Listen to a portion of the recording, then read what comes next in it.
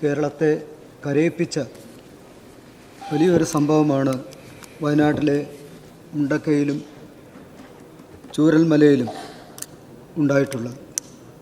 ഈ അതിദാരുണമായ സംഭവം അറിഞ്ഞ ഉടനെ തന്നെ കേരളത്തിൻ്റെ മുഖ്യമന്ത്രിയും മന്ത്രിമാരും കേരളത്തിൻ്റെ പ്രതിപക്ഷ നേതാവും ഉപനേതാവും അടക്കം എല്ലാവരും അവിടെ ഓടിയെത്തുകയുണ്ടായി.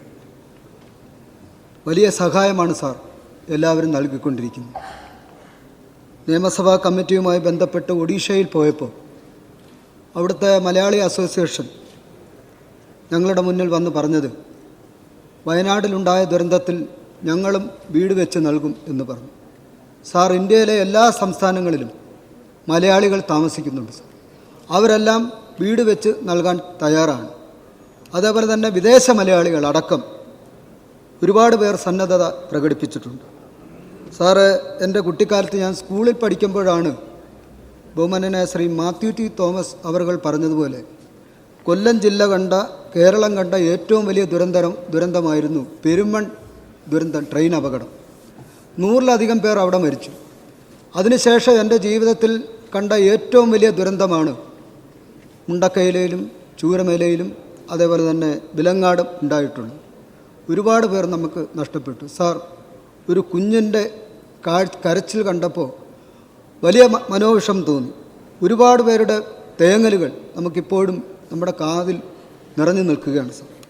സാറ്, മുഖ്യമന്ത്രി ചുമതലപ്പെടുത്തിയ മന്ത്രിമാർ ബഹുമാന്യനായ ശ്രീ കെ രാജൻ, ബഹുമാന്യനായ ശ്രീ കെ മുഹമ്മദ് റിയാസ്, ബഹുമാന്യനായ ശ്രീ എ കെ ശശീന്ദ്രൻ, ബഹുമാന്യനായ ശ്രീ OR കേളു വീടുകളിൽ പോകാതെ അവിടെ ക്യാമ്പ് ചെയ്തുകൊണ്ടാണ് സാർ സർക്കാരിന് വേണ്ടി ഈ പ്രവർത്തനമെല്ലാം നടത്തിയത്.